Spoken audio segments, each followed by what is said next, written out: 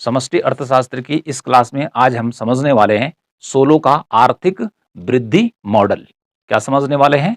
Solo का आर्थिक वृद्धि मॉडल, जिसे कि विकास या वृद्धि का नवप्रतिष्ठ सिद्धांत भी कहते हैं। इसी को सोलो और स्वान का वृद्धि मॉडल भी कहते हैं और इसी को बहिर्जात मॉडल के नाम से भी जाना जाता है। नाम बहुत सारे हैं लेकिन काम सबका एक ही है। तो सबसे पहले आता है कि जो सोलो मॉडल है इसका विकास किसने किया। तो इस मॉडल का अर्थात आर्थिक वृद्धि के सोलो मॉडल का जो विकास किया था वो किया था रॉबर्ट सोलो ने, जो कि यूएसए अमेरिका का रहने वाला था। इसके अलावा प्रोफेसर जेई मीड, जो कि इंग्लैंड का रहने वाला था, उसने भी इस मॉडल के विकास में अपना योगदान दिया। इसके अलावा मैंने बात की स्वान की, तो स्वान ने भी सोलो के समान ही मिलता जुलता मॉडल विकसित किया था। अब बात आती है कि जो रॉबर्ट सोलो था इसने अपना मॉडल कब दिया, आर्थिक विकास का अपना मॉडल कब दिया। तो इन्होंने देने का काम किया 1956 में। इनकी एक बुक आई थी या एक लेख आया था, वो था a contribution to the economic growth. A contribution to the economic growth, इसमें उन्होंने अपने आर्थिक वृद्धि मॉडल का पूरा वर्णन किया है। सोलो जानना चाहते थे कि जो आर्थिक वृद्धि है, मतलब किसी भी देश की जो आर्थिक वृद्धि होती है, आर्थिक विकास होता है, वह किन किन तत्वों पर, किन किन कारकों पर निर्भर करता है, जिससे कि देश का आर्थिक विकास होता है या आर्थिक उन्नति होता है। इसको वह जानना चाहता था। दूसरा, उसने देखा कि विभिन्न देशों की जो आर्थिक वृद्धि की दर है वो अलग अलग है। जापान की अलग है, अमेरिका की अलग है, कनाडा की अलग है, इंग्लैंड की अलग है। अर्थात प्रत्येक देश की जो आर्थिक वृद्धि दर है वो अलग अलग क्यों होती है, एक समान क्यों नहीं होती है।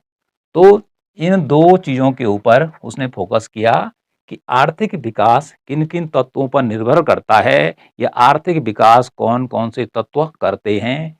और दूसरा, विभिन्न देशों की जो आर्थिक वृद्धि है, इकोनॉमिक जो ग्रोथ है, वो अलग अलग क्यों है, एक समान क्यों नहीं होता है। तो इसके लिए उसने क्या किया, उसने 1909 से लेकर और 1949 तक लगभग 40 वर्षों का अमेरिका का उत्पादन का डेटा इकट्ठा किया।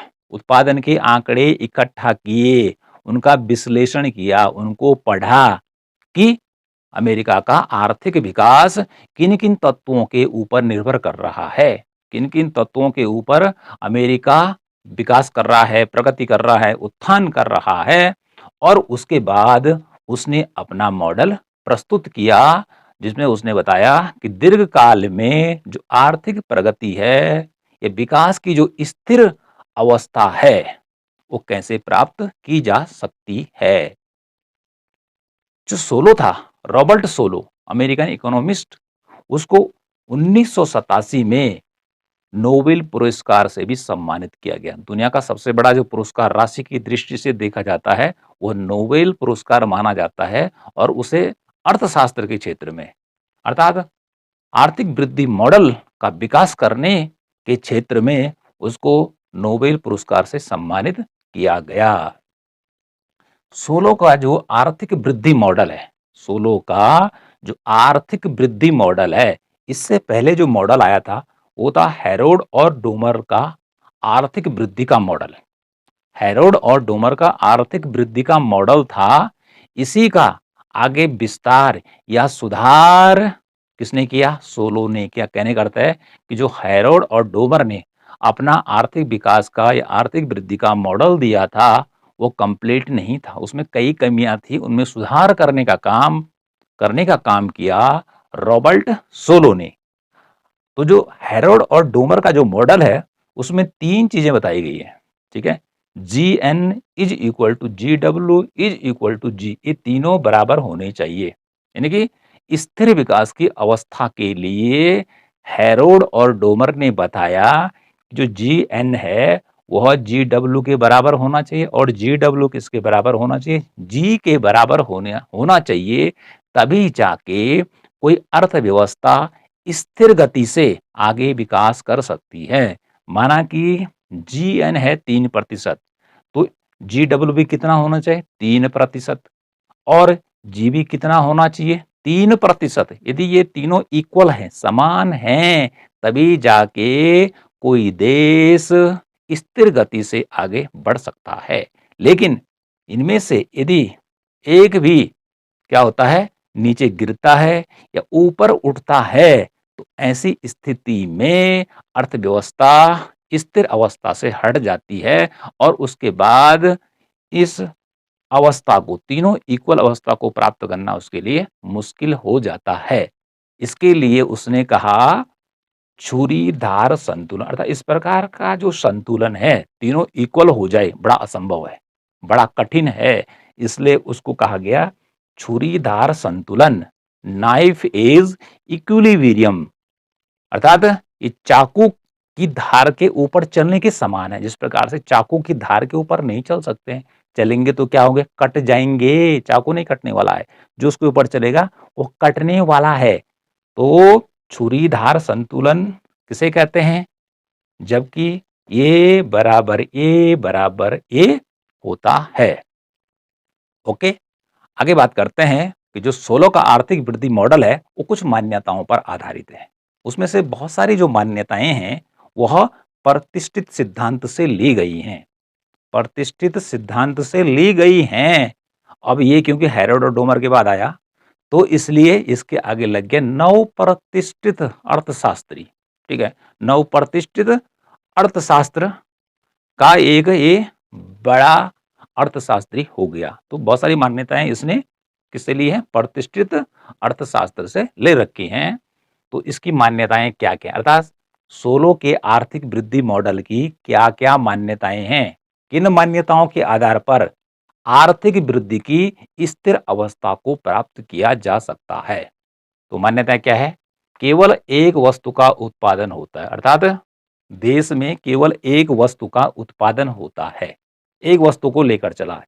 यदि वो बहुत सारी वस्तुओं को लेकर चलता तो फिर जो मॉडल उसने बनाया तो वह काम नहीं कर सकता। अर्थात फिर अलग अलग वस्तु के लिए क्या होता है? अलग अलग बाजार होता है। धातु बाजार अलग होगा, ठीक है जी, सब्जी मंडी अर्थात सब्जी का बाजार अलग होगा, ठीक है जी, खाद्य पदार्थों का बाजार अलग होगा, ठीक है, दालों का अलग होगा, मतलब हर चीज का अलग अलग मार्केट होगा। तो इसलिए प्रत्येक मार्केट की यदि हम व्याख्या करें, ठीक है, सोलो के अनुसार, तो उसको पूरे देश पर लागू नहीं किया जा सकता है। इसलिए उसने कहा केवल एक वस्तु का उत्पादन होता है और वह जो वस्तु तैयार होती है वह अर्थव्यवस्था में जितनी भी वस्तुओं का उत्पादन होता है उसका प्रतिनिधित्व करती है। इसका मीनिंग हुआ कि एक वस्तु का उत्पादन होता है, जिस गति से उस वस्तु का उत्पादन होता है सभी वस्तुओं का उत्पादन उसी गति से होता है। दूसरा है उत्पादन के दो साधन होते हैं। सोलो के मॉडल में उत्पादन के दो साधन बताए गए हैं। कौन कौन से साधन हैं? एक श्रम है और एक पूंजी है। एक क्या है? लेबर है और एक कैपिटल है। इन दोनों के द्वारा क्या होता है? किसी वस्तु का प्रोडक्शन होता है। अगला है तीसरा, श्रम एवं पूंजी में प्रतिस्थापन की असीमित संभावनाएं होती हैं। अर्थात श्रम और पूंजी उत्पादन के दो साधन हैं। इन दोनों को यदि हम किसी वस्तु के उत्पादन हैं तो दोनों को बराबर लगाने की जरूरत नहीं है। ठीक है जी, यदि हम श्रम को कम करना चाहते हैं तो पूंजी की मात्रा को बढ़ा सकते हैं, यदि पूंजी को घटाते हैं तो श्रम की मात्रा को बढ़ा सकते हैं। अर्थात आवश्यकता अनुसार श्रम और पूंजी की जो मात्रा है उसको घटा बढ़ा सकते हैं। इसलिए कहा श्रम और पूंजी में प्रतिस्थापन की असीमित संभावना है। अर्थात श्रम के स्थान पर पूंजी को बढ़ा सकते हैं या पूंजी को घटाकर श्रम की मात्रा को बढ़ा सकते हैं। इसे कहते हैं प्रतिस्थापन करना। ठीक है जी, अगला है बचत बराबर निवेश होता है। क्या कहा कि जो बचत होती है अर्थव्यवस्था में वो किसके इक्वल होती है? किसके बराबर होती है? निवेश के बराबर होती है। ये किसने कहा? सोलो ने कहा। यही बात प्रतिष्ठित सिद्धांत में भी कही गई है कि बचत जो होती है अर्थव्यवस्था की, समाज की, वह किसके बराबर होती है? निवेश के बराबर होती है। माना कि अर्थव्यवस्था की बचत है 300 रुपया, अर्थव्यवस्था ने 300 रुपये बचत की तो निवेश भी क्या होगा? 300 रुपये के बराबर ही हो जाएगा। अर्थात यहाँ बचत की तो 300 को निवेश कर दिया जाएगा किसी वस्तु के उत्पादन में, तो इधर आ जाएगा, दोनों क्या हो जाएंगे, बराबर हो जाएंगे। ठीक है जी। इसके साथ ये है कि जो बचत होती है तुरंत ही उसका निवेश हो जाता है, तुरंत ही उसका निवेश हो जाता है। ठीक है जी। अगला है, बचत आय का एक निश्चित अनुपात होता है। जो बचत है वह कुल आय का एक निश्चित अनुपात होता है, अर्थात कुल आय में से कितना बचत किया जाता है। माना कि आय है 100 रुपया, ठीक है जी, इसमें से कितना बचत किया जाता है उसका निश्चित अनुपात होता है कि माना कि 0.25% ही केवल बचत की जाती है। तो इसका जो रेशियो है वो निश्चित होता है, अर्थात बचत आय का एक निश्चित अनुपात होता है। ओके जी, कि जब आय होगी तभी तो बचत होगी। ठीक है जी। लेकिन जो आय है उसको टोटल उपभोग पर खर्च नहीं किया जाता है, इसका मीनिंग ये हो गया। ठीक है जी, कि आय में से कुछ भाग बचाया जाता है, लेकिन उसका अनुपात हमेशा के लिए क्या होता है, निश्चित बना रहता है। जैसे हमने कहा 0.25% क्या हो गया, बचा दिया गया, कितने में से, 100 रुपीज में से। इसका मीनिंग हो गया। श्रम एवं तकनीकी बहिर्जात कारक के तत्व हैं। अपने मॉडल में जो 16 का मॉडल है उसमें उसने जो श्रम है, श्रम का मीनिंग यहाँ पर जनसंख्या से भी है, क्योंकि श्रम जो आने वाला है, जो लेबर आने वाली है काम करने के लिए, वो कहाँ से आने वाली है, वो जनसंख्या से, देश की जनसंख्या से आने वाली, देश की जनता से आने वाली है। और तकनीकी जो है वो मॉडल के बाहर से उसने माने हैं, क्योंकि जनसंख्या पर हमारा कोई नियंत्रण नहीं होता है कि जनसंख्या कितनी बढ़ेगी कितनी घटेगी। ठीक है जी, ये तो किसी के पास ही नहीं है। इसी प्रकार से तकनीकी प्रगति कितनी होने वाली है कितनी नहीं होने वाली है वो तो आने वाले समय के ऊपर डिपेंड करती है। तो इस प्रकार से श्रम एवं तकनीकी को उसने क्या मान दिया, बहिर्जात कारक, इसीलिए उसके मॉडल को बहिर्जात मॉडल भी कहते हैं। किसके मॉडल को, सोलो के मॉडल को। अगला है, पैमाने की स्थिर प्रतिफल की मान्यता पर आधारित। 16 का जो मॉडल है वह पैमाने की स्थिर प्रतिफल पर आधारित है। पैमाने के प्रतिफल की 3 अवस्थाएं होती है। पहली अवस्था है पैमाने का वर्धमान प्रतिफल, जब उत्पादन बढ़ता है। दूसरा है स्थिर प्रतिफल और तीसरा है ह्रासमान प्रतिफल। तो इसमें सेकंड जो स्टेज है उसको लिया गया है कि पैमाने की स्थिर प्रतिफल की मान्यता। तो पैमाने की स्थिर प्रतिफल की मान्यता क्या कहती है, ये कहती है कि उत्पादन के साधनों को जितना बढ़ाओगे उत्पादन उतना ही बढ़ेगा, उत्पादन उतना ही बढ़ेगा। माना कि 3% उत्पादन के साधनों को बढ़ाया जाता है तो 3% ही उत्पादन बढ़ेगा। यदि 4% उत्पादन के साधनों को बढ़ाते हैं तो 4% ही क्या होगा, उत्पादन बढ़ेगा। ठीक है जी, स्थिर गति से बढ़ेगा। ओके, तो यदि जैसे हमने कहा 3% क्या करते हैं, उत्पादन के साधनों को बढ़ाते हैं और 3% ही क्या होता है, उत्पादन बढ़ता है। तो 3 का भाग 3 में देंगे तो कितना होता है, 1 होता है। ठीक है जी, कितना होता है, 1 होता है। ठीक है। अगला आता है कि तकनीकी प्रगति तटस्थ होती है। जो सोलो है उसने अपने मॉडल में क्या कहा है कि तकनीकी प्रगति जो है, अर्थात अर्थव्यवस्था के विकास में तकनीकी प्रगति पर उसने बहुत जोर दिया, लेकिन कहा कि ये तटस्थ होती है। ठीक है, उदासीन होती है। भले ये क्या करती है, आर्थिक विकास को बहुत ज्यादा प्रभावित करने का काम करती है। अगला है, साधन भुगतान सीमांत उत्पादकता के बराबर होता है। साधनों जैसे श्रम है, ठीक है जी, जैसे श्रम है तो श्रम का भुगतान कितना होगा। माना श्रम ने कितने रुपए का उत्पादन किया, उसने 30 रुपए का उत्पादन किया, उसने 30 रुपए का उत्पादन किया तो उसकी मजदूरी कितनी होगी, उसकी मजदूरी भी 30 रुपया ही होगी। ठीक है जी, ज्यादा नहीं होगी। तो इसका ये मीनिंग हो गया कि साधनों का भुगतान, जैसे हम श्रम की बात की, कितना होता है, सीमांत उत्पादकता के बराबर हो, अर्थात जितना वह उत्पादन करता है उतना ही उसको पेमेंट किया जाता है। अगला है, पूर्ण प्रतियोगिता की मान्यता। यह सिद्धांत प्रतिष्ठित सिद्धांत पर आधारित है।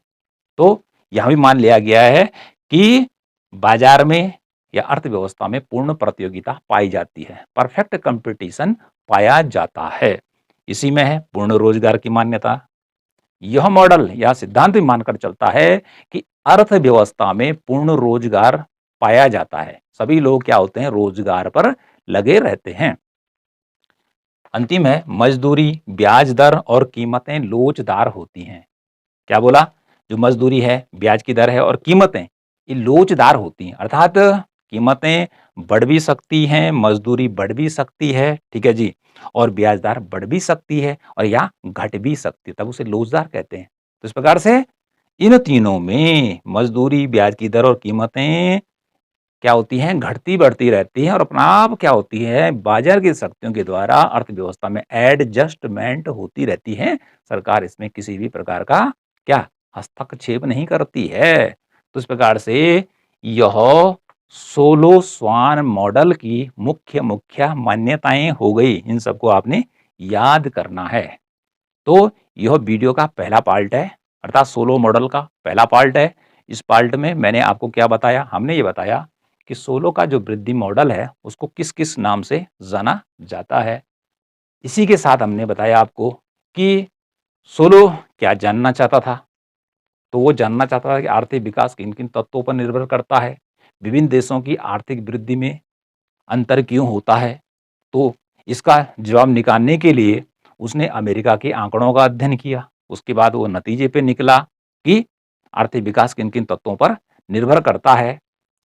इसके अलावा हमने बताया कि उसको नोबेल पुरस्कार से भी सम्मानित किया गया। इसी में हमने आपको बताया कि हैरोल्ड और डोमर का जो मॉडल था, उसमें जो कमियाँ रह गई थी, उसमें सुधार करने का जो काम किया, वह रॉबर्ट सोलो के द्वारा किया गया।